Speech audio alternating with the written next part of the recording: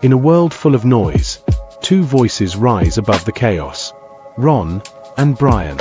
They speak truth. They stir thought. They accidentally help. News, nonsense, and necessary self-care. Join the cult of Ron and Brian. Because the work is so important. All right. Good evening, everybody. Welcome to the Cult of Ron and Brian podcast, episode 356, where we continue to do the work. Because what is the work, Brian? The work is so important, Ron. The work is so important, and it's something that never ends. It is something that you wake up and you do. You spend your day doing it, and before you go to bed, you do more work. The work is what life is. There you go. You know what also is important, Brian? You, my What, friend. Ron? How are you this week? Oh, I'm doing great. I'm doing splendid. It is the first Sunday in June. We have completed 5 of the 12 months of this year. I think both in looking back, I don't know how we don't get retrospective. A lot has happened in 2025. We've had a lot of ups. We've had some moments that we'll never forget. We had some struggles. We had some times where, we had to dig deep and overcome. And we did, which brings us to this episode 3. What is this, 356? 356. It's just unbelievable. Unbelievable. Ron, you always, you're so thoughtful. You're so generous. You're so giving of time. But I would like to turn this back to you and ask, on this Sunday evening, how are you doing? I mean, I'm doing good. Apparently, I look like I'm doing a pajama party from a golf course. I guess it's my cap, which I'm a fan of these Boston Scally caps, which you already know. But it's been a relaxing weekend. It was time spent with good friends, introspective time, time where I really looked deep within myself. And then I'm finishing off the weekend here with you. I mean, how does it get any better? Sounds lovely. Sounds just absolutely lovely. You know what would make it lovely, Ron? Would that perhaps be a drink, Brian? Drink of the week. You read my mind. Na zdrowie. Salud. Drink of the week. Plancha. Pause. Drink of the week. Drink of the week. Drink of the week. Drink of the week. All right, Brian, what are you drinking this week, my friend? Ron, as we were talking right before the show, I was talking about yesterday how I went down to Brooklyn, spent the evening with my lady back in the motherland for a few hours. But what it did do was rejuvenate my love of Brooklyn beer. Today, we go back to Brooklyn. This is the Bel Air Sour from Brooklyn Brewery. And that's right, Ron, it's a tropical sour. If there's anything that people know about me is that I like it sour and a little bit tropical. Let me hold this up. Look at this beer. Ron, the people, I got so excited. Ron, the people at Brooklyn Brewery put their collective minds together to conjure up one tasty magic trick, a thrilling jolt of tartness up front that opens into a riot of tropical fruit, courtesy of their lacto, their ale yeast, and a generous helping of Amarillo dry hopping. Coming in at, before I say that, this beer comes in 2 different versions. Comes in a 4.5% ABV and a 5.8% ABV. You already know which version I picked up. That's right. I'm just rocking the 5.8 ABV. This beer is full of surprises with a beer advocate score of 87. Ladies and gentlemen, this is Brooklyn Brewery's Bel Air Sour. I mean, Brooklyn Brewery rarely misses, so I imagine you're going to be enjoying this one. You know what? I'm going to say this. This is exactly as advertised. It is so tart. It is such a sour. And then after that sourness wears off, you realize that you do have such a fruity aftertaste, not bitter. It's a very enjoyable beer. What this is a perfect beer for hot podcaster summer. Oh my goodness, you said the word, Brian. Hot podcaster summer.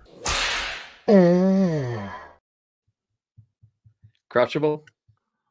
He's taking another sip. It must be. There's a good reason why I bought a second one, and that is so Nice. I can enjoy it during this show. Ron, Awesome. Yes. Ron, Yes. what are you drinking? So I am proud to announce, Brian, a new partnership between the Cult of Ron and Brian and Pinter. Are you familiar with the good folks at Pinter, Brian? They allow easy home brewing with their little equipment here that they sent out to me. This is in the top shelf of my beer fridge. That's the Pinter keg right there, where you buy kind of a pre-made beer mix and some yeast and everything else. This one brewed for 10 days and then conditioned for 15, ready for me to drink here tonight. This is their Sunlit Lager. Let's take a look at that right there. They call this the ultimate everyday lager. The Sunshine Golden Lager is crisp with lightly spicy Czech Saaz hops and balanced with smooth British malt. Lager inspired by everywhere for everyone. Clocks in at a 4.7. This is my first beer out of the Pinter. Let's see how it is. He takes a sip. He goes deep. He's pontificating. I'm gonna say it's not bad.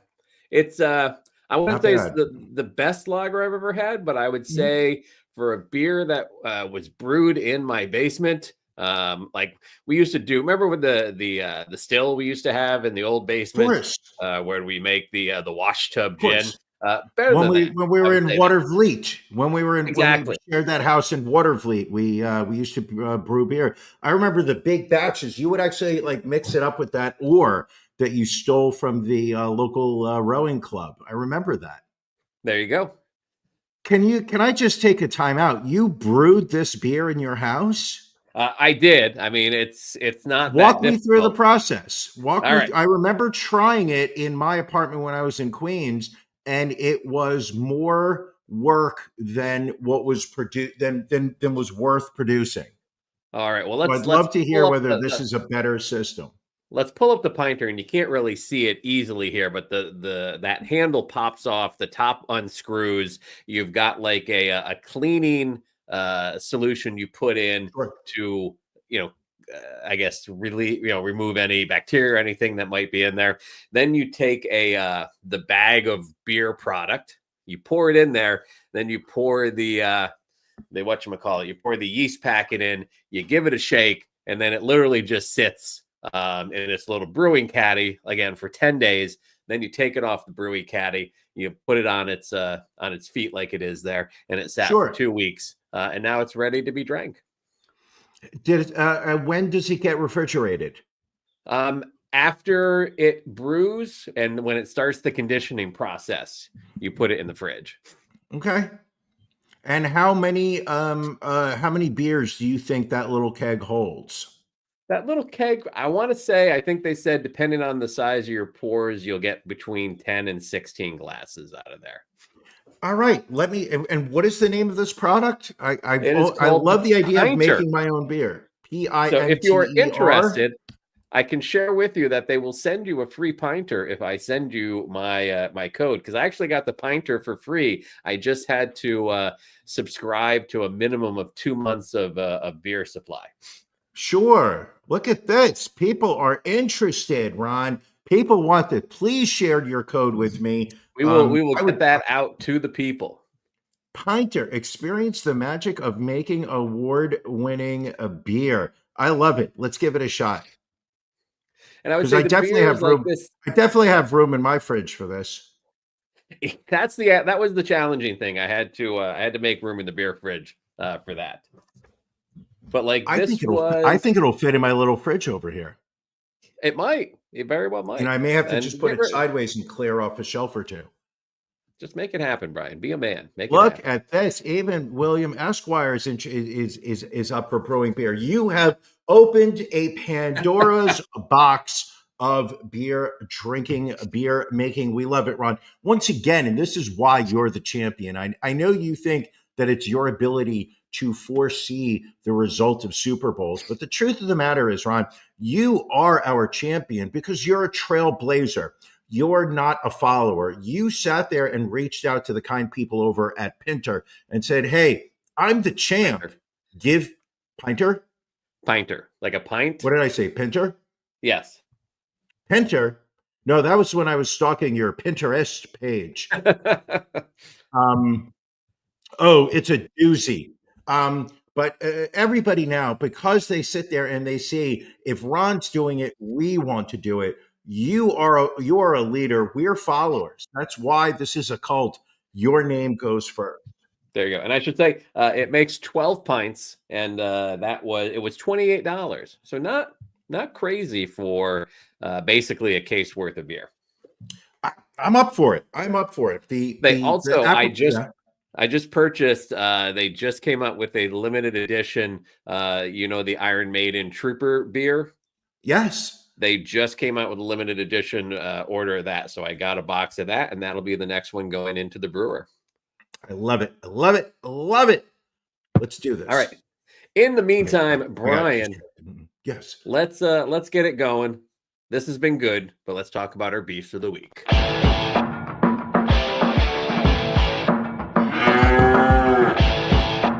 Ron and Brian's Beef of the Week.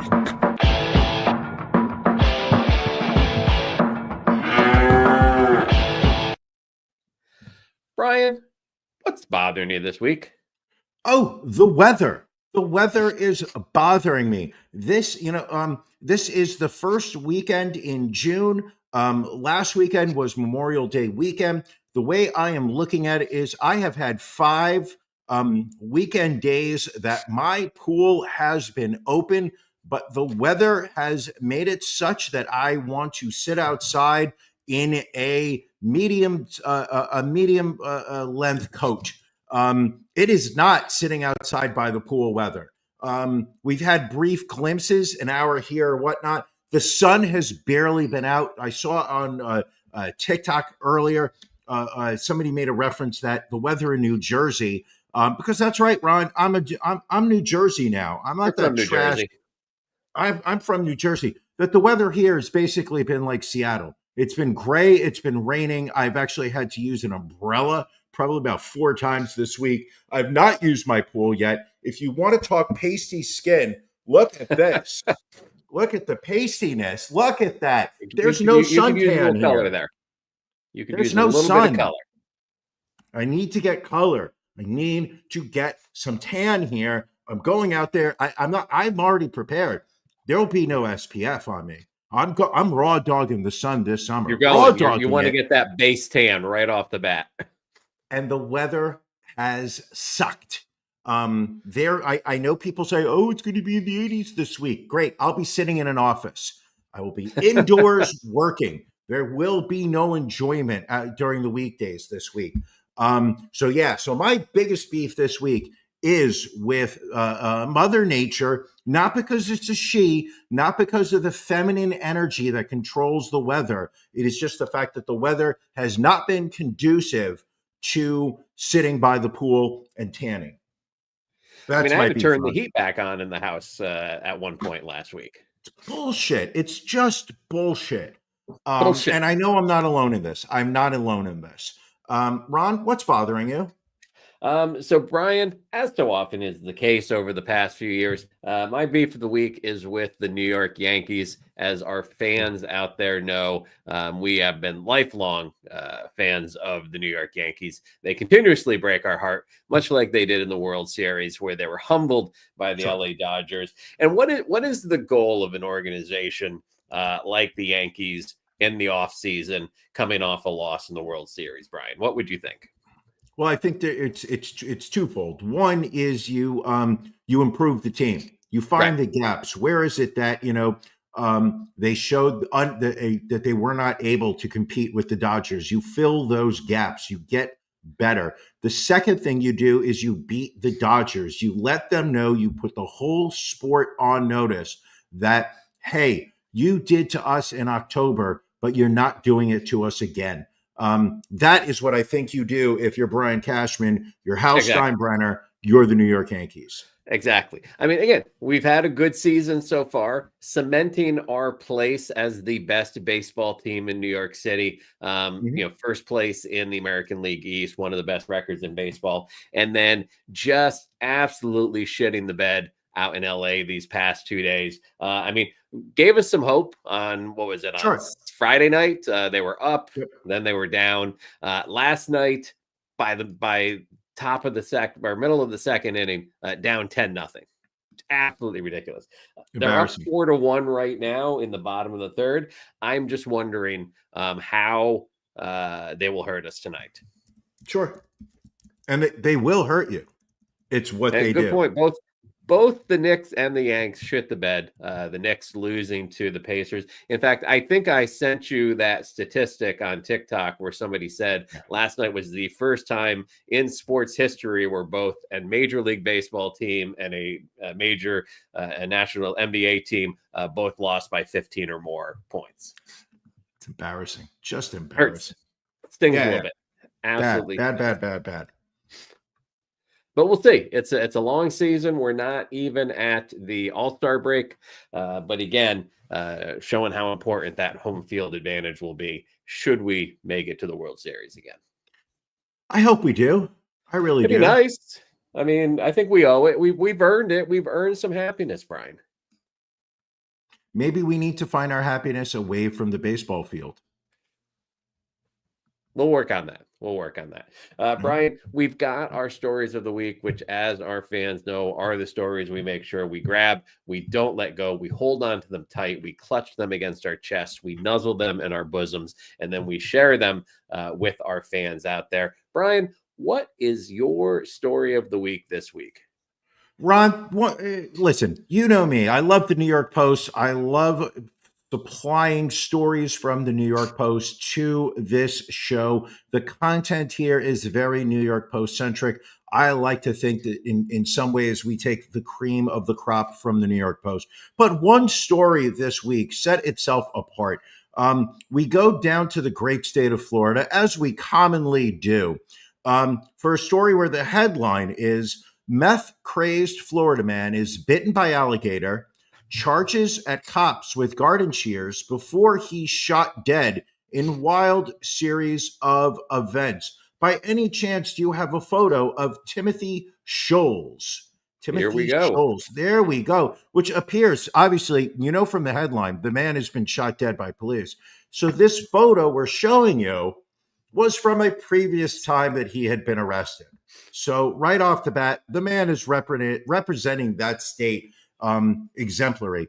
A meth-crazed Florida man survived getting bitten by an alligator just to be fatally shot when he charged at cops trying to help him. The wild scenes erupted after Timothy Scholes. By the way, Ron, that man is 42. Look at that photo again and understand that you and I are 10 years older than this man, and we both look at least 10 years younger than him.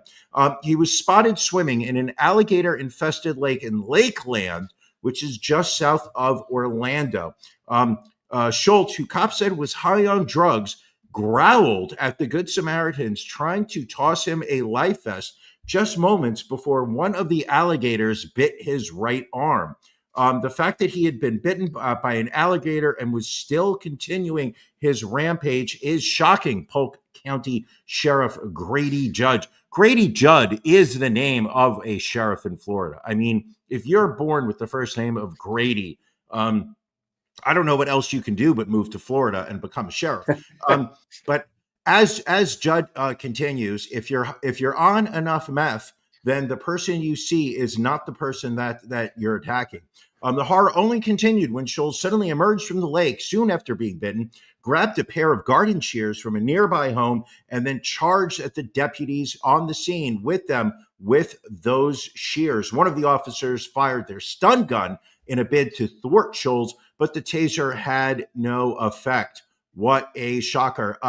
They were just trying to take him in peacefully into custody. The crazed man, Schultz, then tried to jump into the patrol vehicle and remove one of the police officer's firearms. It is at that point that they then discharged their weapon multiple times. And as a result, Timothy Schultz, who had a lengthy drug-packed rap sheet, passed away in the great state of Florida. So what we're saying here, people, is if you're going to do meth, one, don't jump into an alligator-infested lake. If you get bitten and survive, just kind of say, hey, hold on, time out. I'm going to take this W.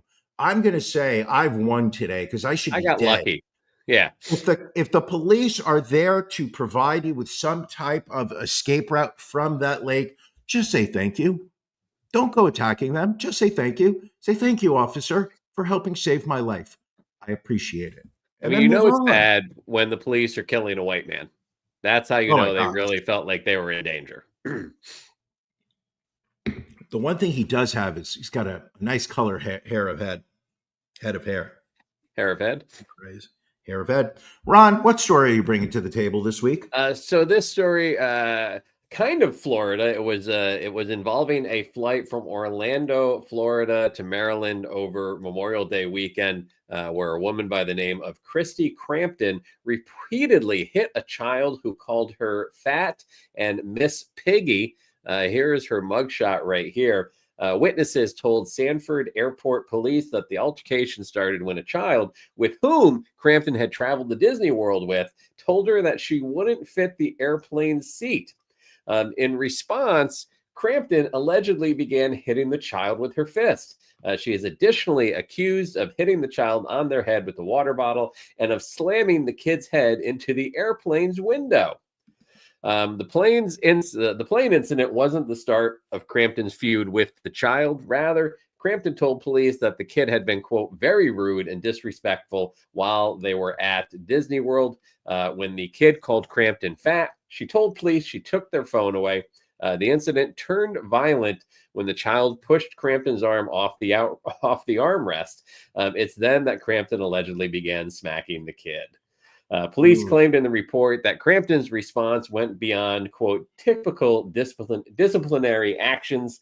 A witness backed up that assertion with the statement, the woman was not correcting the child, she was abusing him. So she was charged with felony child abuse. She was granted a $10,000 bond, but also ordered to stay away from the child after her first court appearance. Again, it was said that Crampton was traveling with the child, had gone to Disneyland with the child. Not quite sure how are they related or if they are related. But listen, I'm almost on Christy's side here, because I mean, you know how much it costs to go to Disneyland and then to be disrespected by that child. Well, that raises what I feel is a valid question to ask you, Ron, which is, at what point is it okay to hit a child? I'm leaning towards this situation. Really? I mean, we don't, I think it's important that the children learn that words hurt. And when words hurt, sometimes water bottles upside your head also hurt. Mm-hmm. Consequences have actions. So you're saying that if you were confronted with a mean-spirited yet vocal child, you would use a water bottle to the head as your way to defend your honor? I think that may be where she crossed the line, but I think, a little open hand slap to the side of the head. Listen, it worked for us when we were growing up. The trick here, Ron, you got to hit them on the back of the head where it's covered by hair, because you don't want to. If you come in right on the cheek, it's going to leave a mark. Cops are going to see redness here. Smack them right on the back of the head, real hard. Kids are not going to see it. It's like Mike Tyson always used to say: you don't want to hit them where the public can then see bruises. Correct, absolutely. And here, William Esquire once again holding us accountable for our words. He's doing the work. Good job. Good job, William Esquire. We saw so important. Speaking of complaining about children, I'd like to bring up William Esquire. I don't know if you saw the post on Facebook recently, but apparently William Esquire ran a 5K somewhere in New Jersey yesterday. William, he's a fan of the 5K. I never see him doing I the believe 3K. he said this was his 5,000th 5K, which is incredibly impressive.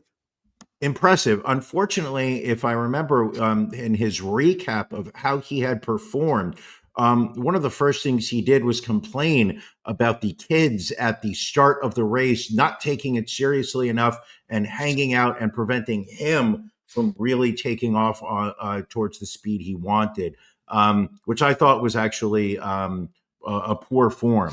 So apparently, according to William Esquire thinks that it's okay. It's not okay for us to hit children, but it's okay for him to publicly shame them on social media. I don't see the difference here. To me, it's equally hurtful. Listen, we've had conversations in the past where kids should and shouldn't be. And I think if you went the top 3 locations, kids shouldn't be. Brewery, number 1, kids shouldn't be there. Agreed. P. Diddy party, number 2, most definitely shouldn't be there. And then 5K in New Jersey, I think comes in a solid number 3. I can't disagree with you on that. Solid. That's a solid response. And it says it looks like we're making out. I mean, I guess if we kind of leaned in and kind of come on, get your mouth up here, Brian. Ew, gross. But here, his exact phrase was this. It was a difficult start due to the abundance of children grouping up and not running at the beginning. Just feels publicly shaming children is, I think it's a poor form, especially in the state of New Jersey. We want to be inclusive in New Jersey. Don't want to sit there and say New Jersey is just for adults.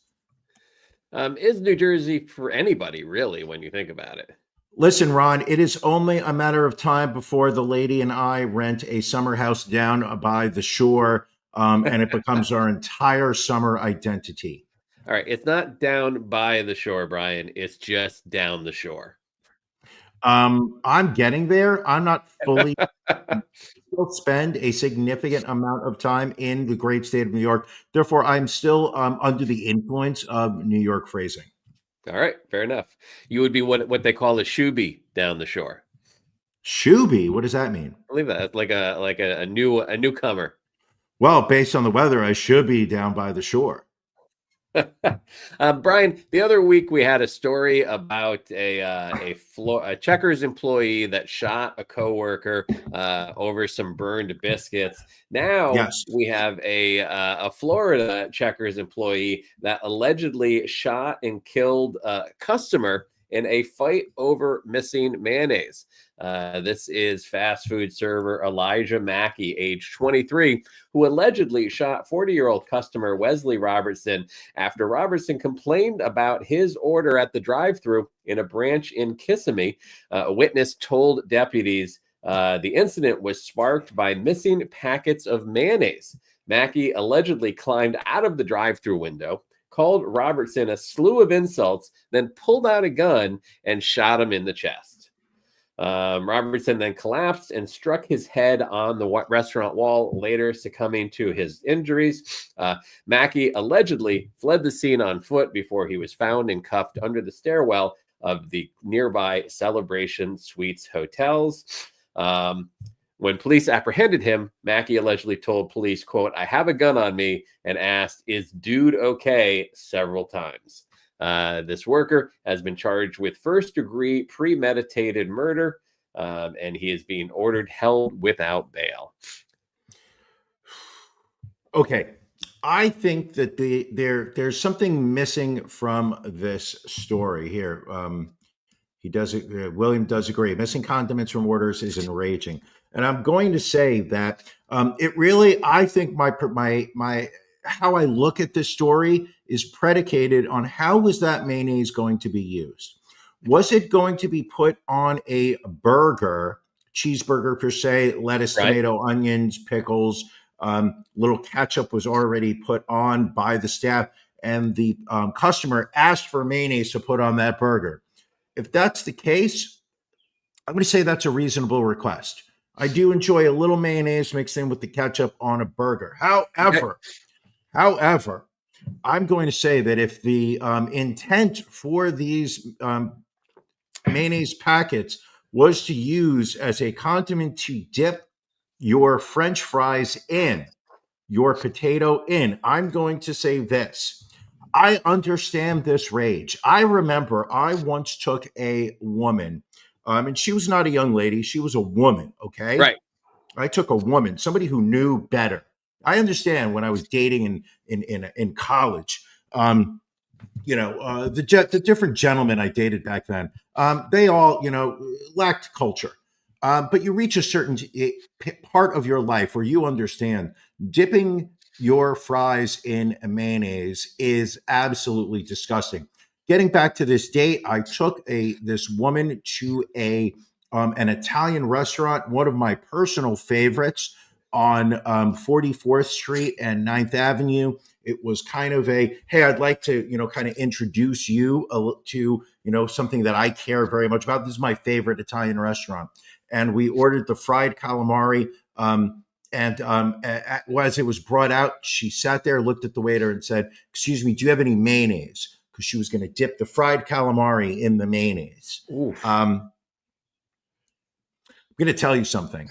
The level of murderous rage that I felt, the hurt, the hurt, the betrayal. At that moment, I said, "This is over between us. I can never see this woman again." But what if that calamari had been served with, let's say, maybe a garlic aioli on the side?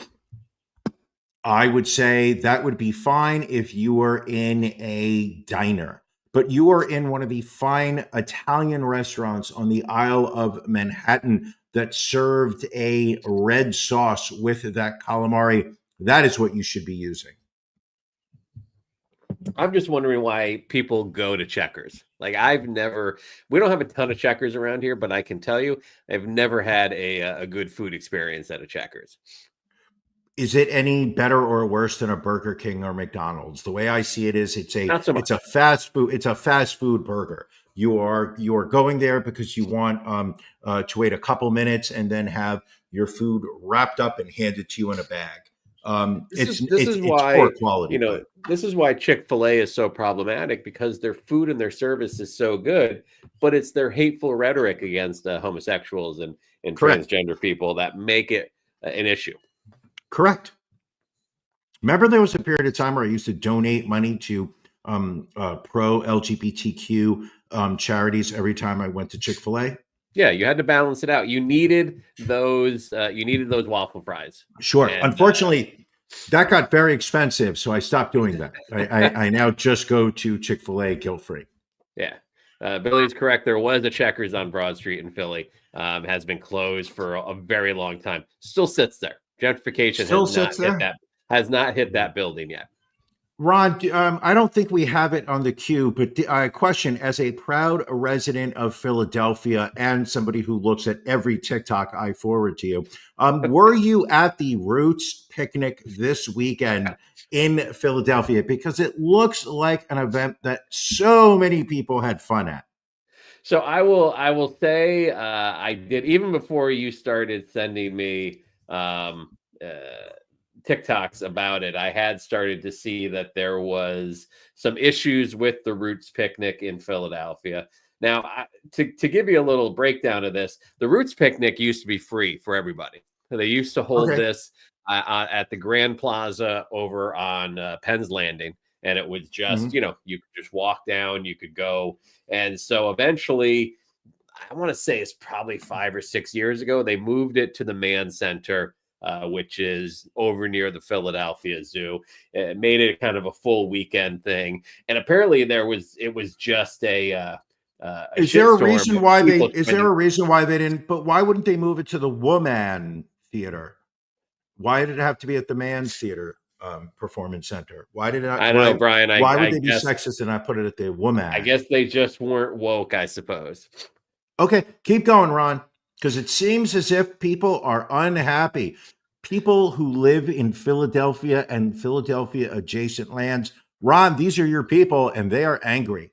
Well, apparently there were people that got there at 10 a.m., for the general admission tickets. The gates were Sure. supposed to open at noon, then they pushed it to 1, then they pushed it to 2, apparently because of the grounds at the Man Center needing some updating because of the weather. And apparently they did not start letting people in at certain gates until about 3:30.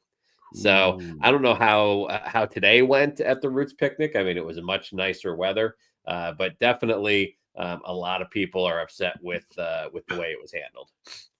Okay, well, Philadelphia being Philadelphia, I'm sure everybody handled it responsibly, understandably, and there were no people complaining. And they do get a lot of people that come in from out of the area. Our hotels nearby sell out very quickly when the Roots picnic is announced. Now, at any do you have any hotels, your company in Kissimmee, Florida, near Checkers? We do not. We do not, thankfully. Feels racist, but okay. Well, we don't have any hotels in Florida, so it's a little far. Yet. Let's hope. Global expansion keeps going, Ron. Brian, social media Yes. post made by a woman charged with the murder of her 3-year-old daughter, including references to training like it's war and being a warrior of light, have been revealed. This is a photo of Laura Ingrid Flanagan, age 32, charged with the murder of her child after police made the grim discovery at a home in Moore Park Beach at 4:45 p.m. on Monday. This must be Australia, I'm guessing, because I have no idea where any of these towns are. But Sure. apparently there were 2 other children at the address which were not injured. But apparently reporters are saying that the mother cried out something like, "God told her to do it," before attacking the child. A bladed knife has been seized from the scene, and she is being held without bail at the moment. That is absolutely a shame. Now, is there any chance that she had recently come back from Disney World with that child who had been rude to her on the trip? It does not. The only evidence that they're seeing right now is post on her Instagram saying, quote, "God is calling his army out of hiding. You are royalty. You are chosen. You are holy. You are a warrior of light." I wish she wasn't wanted for murder, because she could really do some good posting for us, I feel, because Oh, I know. we are Absolutely. warriors of light, as we have often Sure. said. Sure. I know sometimes, Ron, you get a little depressed and then you become a warrior of darkness, but we don't like that. We keep trying to push you towards the light. But she looks like she could have been a warrior for the cult of Ron and Brian. Listen, Missed she also opportunity. She also said on her Instagram, "Train like it's war, because it is. Discipline is deliverance. Refine your algorithm. Refine your soul. God is calling his army out of hiding." Ron, quick question. How much is her OnlyFans? I have not seen anything about her potentially having an OnlyFans account. Really? Yeah. Surprised. Okay. Because she's got the neck tattoo. So I was kind of thinking maybe she did. She was going to be on OnlyFans, but apparently I'm wrong. It Are happens. you generalizing now, Brian? Because that seems like a very slippery slope for you to be going down. I have no idea what you're talking about. Brian, I wish that was the only horrible story we had involving a mother and her daughter. But we have one even more horrible. This is in South Africa. Raquel Kelly Smith was sentenced this past week because she had sold her 6-year-old daughter so her skin and eyes could be cut out and used by a traditional healer.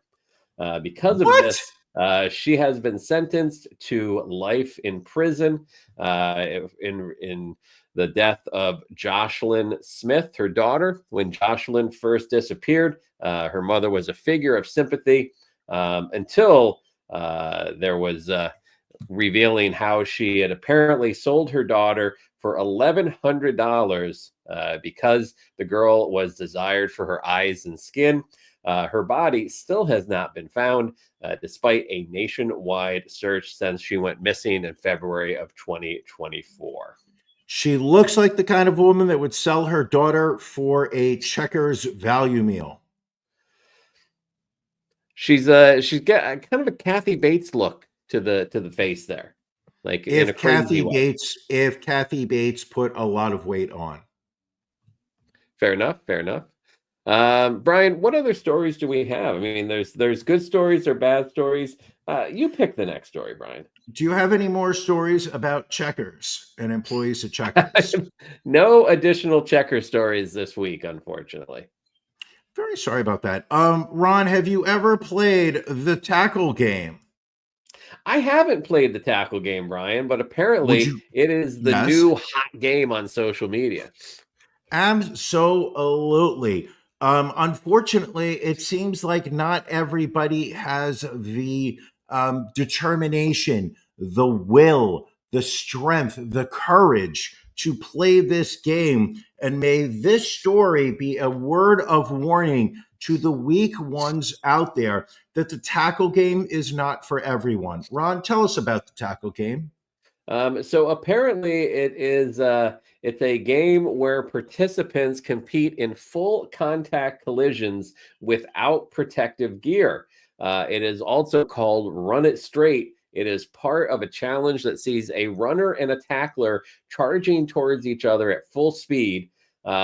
While it has been played casually in Australia and New Zealand for some time, the dangerous trend has surged in popularity as footage of this have been shared on social media, unfortunately leading to the death of 19-year-old Ryan Satterthwaite. He died at a New Zealand hospital on Monday, a day after he suffered a serious head injury by playing this game.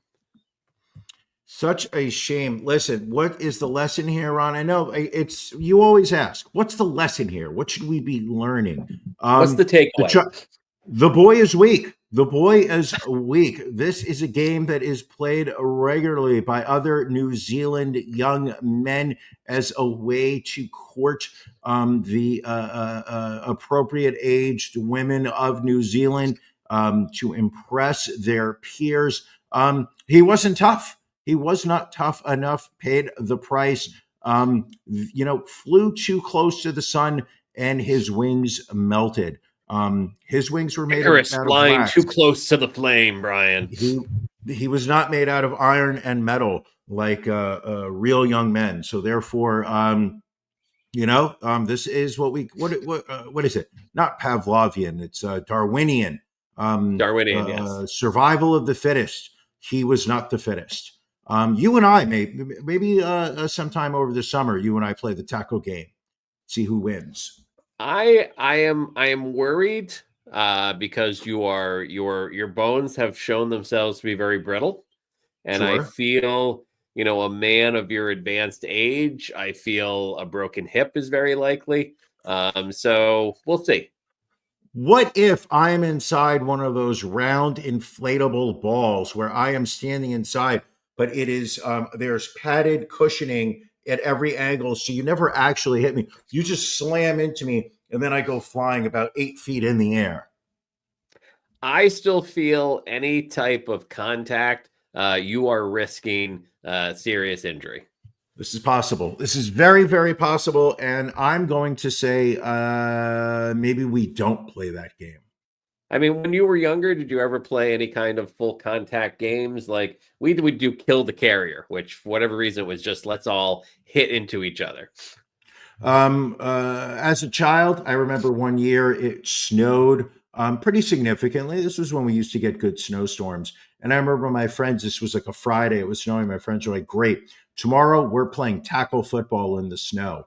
Let's show up at 8:00 in the morning, dress, in layers, and we're going to play tackle football. I volunteered to be the referee because I did not want to risk injury.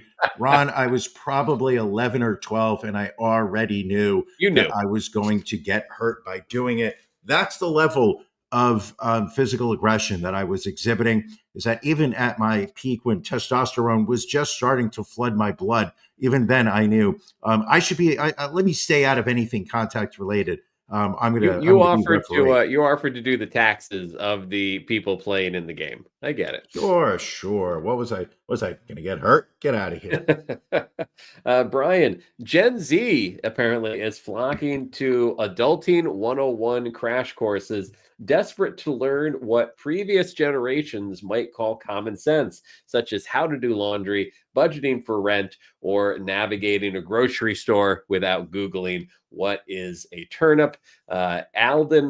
Alden Garcia, a freshman at Canada's Toronto Metropolitan University, said, quote, "I don't know how to change a tire. I don't have a car at all. I don't know how to sew. I don't know how to do a lot of things other than cooking." Same. I mean, I could change a tire. Don't know how to sew. Used to know how to sew. Don't remember how to sew anymore. I know I could probably get the jack up on a car. I think I remember exactly where to place the jack underneath the chassis of a vehicle. I think I would be unable to loosen up the bolts on the car, especially if it was done by a mechanic who used some kind of like electrical spinny device that tightened up the bolt. I don't know that I would be able to get them loose. Would you be able to get the jack off at the end? Well, especially if you're talking about me. Hey-oh. It's funny because, you put this article up and you said it's almost like the New York Post is making fun of Gen Z, but it seems like this is a failure of the older generations to teach kids how to live. I remember we had, home ec and we had shop classes. I don't know that they do that in schools anymore. I think school has become such a safe space, which is how do we not make these kids feel like failures that they're not. I mean, right off the bat, we're not teaching them how to budget or understand financing. But yeah, I just genuinely believe that there was the generation ahead of ours looked at us and said, "You got to do this yourself, man up." Walk it off. Rub some dirt Yeah, on it. rub some dirt on it. Absolutely.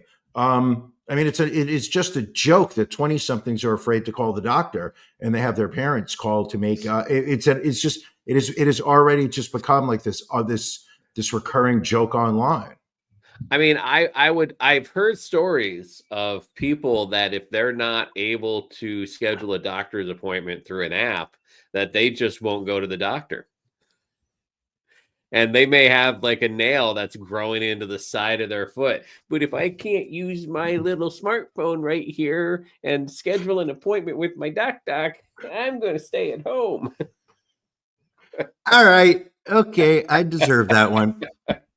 Okay. My bad. Okay. No. Do not apologize. Don't walk that back. That was a clear example of me not doing the work. No, I had a toe that was becoming infected. I did nothing about it. I was just, why can't I make an appointment this week? Yeah. I will say that is extremely frustrating because, my doctor's office hates when you call in, absolutely hates when you call in, but yet Sure. they don't make their appointment platform so that it actually works and you can actually make an appointment through their website. Sure. I just feel it's so much easier to just take your phone and just make an appointment. It is. Yeah. Janelle saying that I would not do the work. You can get psychiatry through your phone. Why not make it easier to get actual doctor's visits? I just think it makes sense. It just makes so much sense. How is the toe, by the way? We haven't had a toe update in a while. Went to the doctor about a week and a half ago. She said it's looking great. And there's no swelling, there's no pressure going on. And I'm starting to expect at some point to see the bottom of that nail start to grow up. Has not yet. Are you getting to a point where you'll feel comfortable putting your feet back up on funwithfeet.com? Where people will start spending hard-earned money on your feet again. Why does it have to be hard-earned? Why I'm fine with a crypto bro that invested when a Bitcoin was 36,000, and now it's over 100. I'm okay with him spending that money. I mean, he did nothing at that point. You'll take whatever money, however it's gotten, ill-gotten, hard-gotten, easily gotten. Fair enough. I'll take blood money if you're De Beers, if your name is Ronnie De Beers, and you have made your wealth off of slave labor in African mines, kids losing fingers because they didn't pull out enough diamonds out of the ground. Ronnie De Beers wants to buy my feed pics. I'll take that money. I'll do it. I have no problem. All right. Well, I'm not even sure how to respond to that. So we'll just move on. We'll move on to the next story, Brian, which involves a Coast Guard veteran turned OnlyFans model who pled guilty on Tuesday for murdering a man who she alleged raped her 4 years before she executed him in an isolated hiking trail in an Ohio national park. This is a mugshot for Chelsea Perkins, age 35. She traveled more than 300 miles from Virginia to Ohio in an arranged meetup with Matthew Dunmeyer at the Cuyahoga Valley National Park on March 6 in 2021. While in the park, they began hiking off trail into a wooded area where Perkins took out a handgun she had been concealing and fatally shot Dunmeyer in the back of the head. Hikers discovered his body 3 days later. Prosecutors said FBI investigators used GPS data, DNA, social media, phone records, and ballistic analysis to link Perkins to the murder. According to a criminal complaint, Dunmeyer went out drinking with a coworker 4 days before he was murdered and told them he was meeting up with a girl who was staying in the area for the weekend. That's a scary neck tattoo. I think that would yeah. Anybody who is getting a tattoo across this area, I'm walking away from. I am not walking near. Also, those the sharp bangs right there also scare me away. I would not the fact that subscribe she's to- shot somebody in the back of the head. That part, not so much. Listen, back of the head, didn't see it coming, was over before the person even knew it. I actually think that that's one of the more compassionate ways to shoot somebody to death. So, well, what would be the top 5 compassionate ways to shoot somebody to death? Okay, let's talk. 1, All right. back of the head. Back of the head. I'm sitting in a Obviously. chair. I'm sitting in a chair watching, the Yankees up 5-1 on a Sunday night. I'm enjoying myself. Maybe a bowl of popcorn or a little ice cream. Somebody walks up behind me, shoots me in the back of the head. I don't even feel it. I don't even feel it. Second one, I'm walking down the street in New York, sharpshooter with a rifle on a rooftop, decides ping right there in the neck, gets me in the carotid artery. I bleed out almost instantly. I think that's a pretty humane way to go. You know, let's keep going. There are other ways. Here's another one. I am swimming in the Hudson, and somebody thinks that I am a great white shark in cold water. Clearly I've lost my way. The NYPD decides we are going to kill this shark before it becomes a danger to humanity. They see me swimming with my hands in the air as I try to balance myself. They just nick me right in the top of the head. I die instantly. Do you want me to continue? I just gave you 3. I mean, I'd ask for 5, but I think 3 are enough. What about a shot straight into the heart that pretty much just kills you instantly too? Again, do I see it coming? Do I have time to experience fear and break out into a full body sweat? It's possible. I generate so much chest sweat at that moment that the bullet hits my body and immediately gets deflected because of the layers of oily sweat that has generated on my stomach. I don't know that shot's going to kill me. Right. So I'm, it's the way I see it is the humane way is not to be made aware that it's about to happen. All right. Can we? Do you mind if I pull up a photo of the kid that was killed? Sure.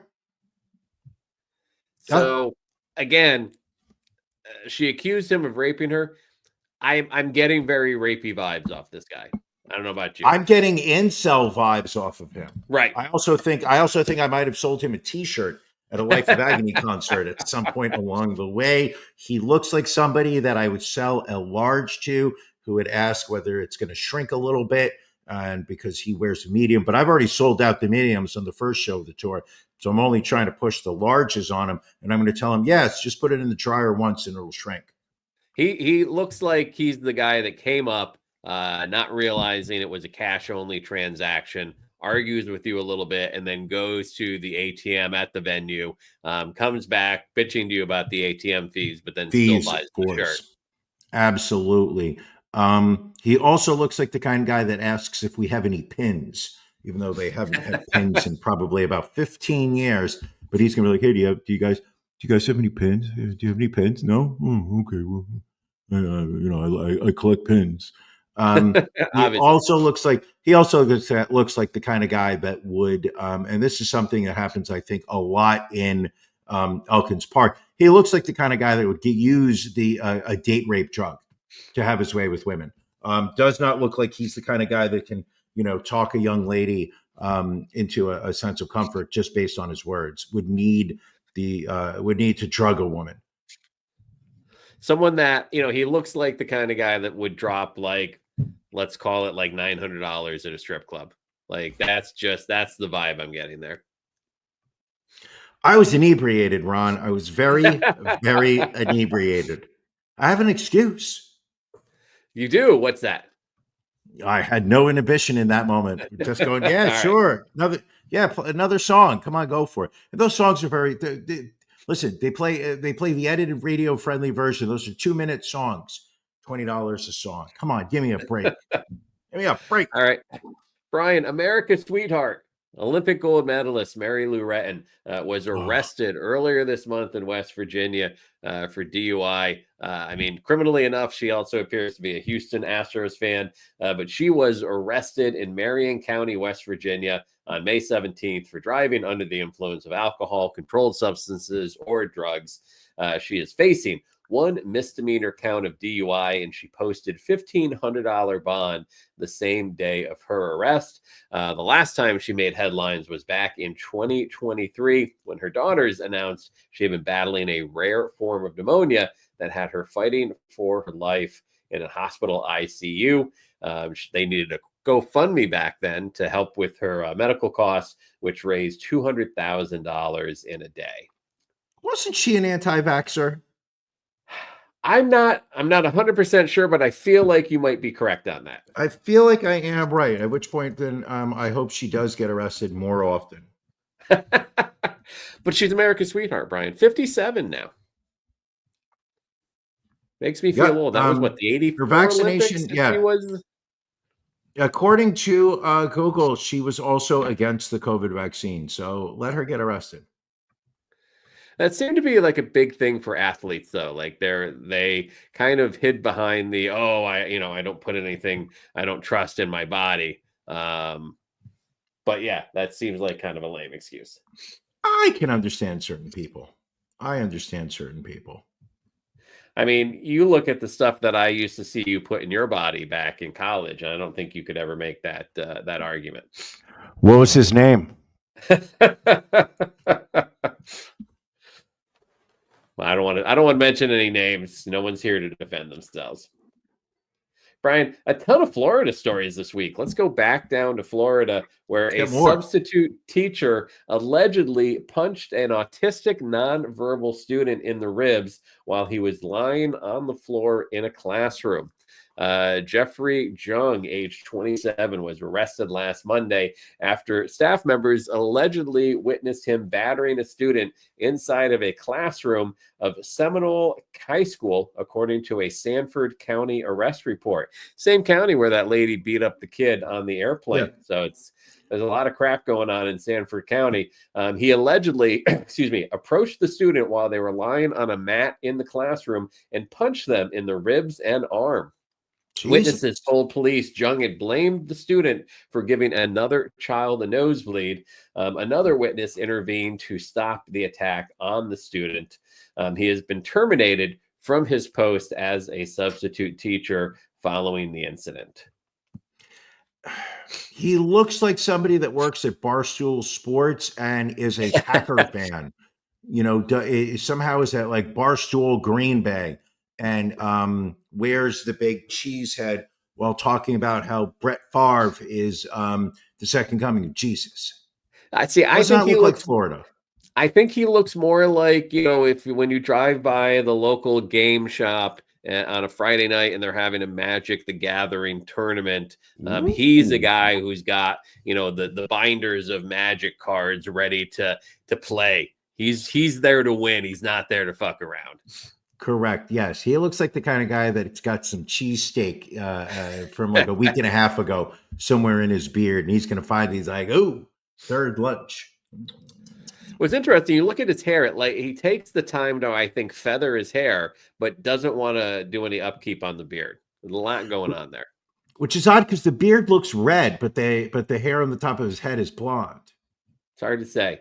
He was charged with battery, I will say that, and he posted a $1,000 bond and was released from jail. So let's look at this, Brian. Mary Lou Retton, DUI, $1,500 bond. Apparently less expensive to punch a autistic kid in the ribs versus a DUI.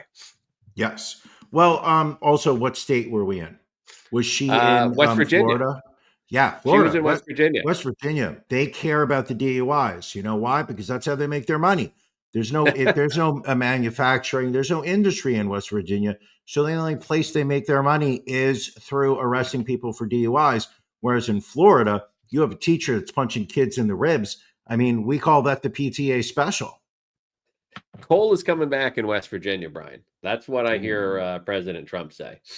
We need to bring back coal. The children, they need to work in the mines.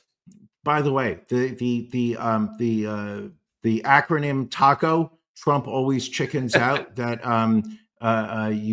you've seen on, so I utterly love it. Absolutely love it.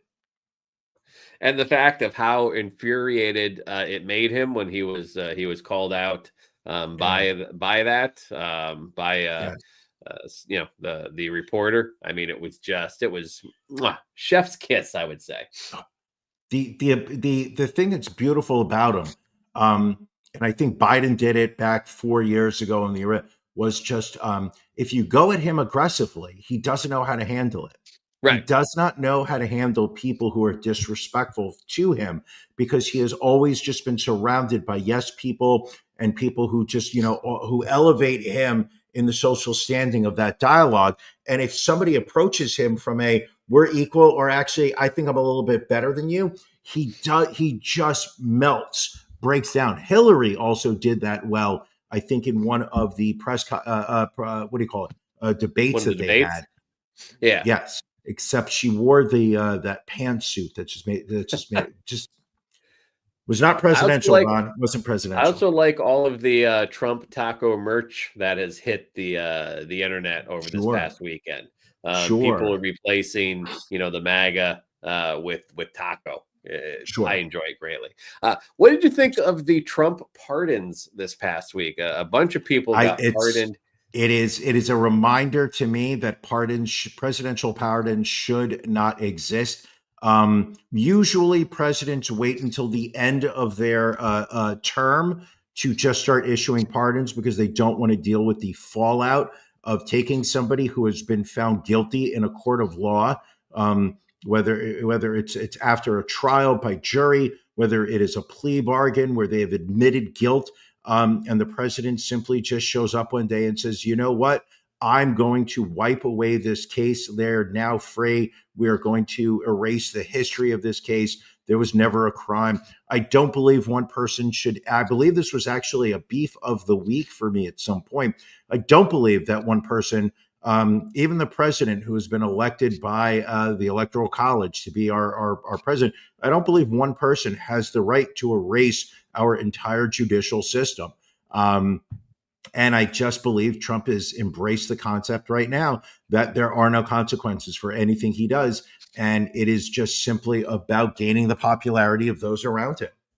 And it's amazing because he is, for the most part, the pardons were, went to wealthy people who had committed Sure. financial crimes. Paul Sure. Walzak was one of them. He had pled guilty to tax crimes when he Sure. was a nursing home executive. He was supposed to pay back. I think he was supposed to make $4 million in restitution, but his mom donates $1 million to Trump.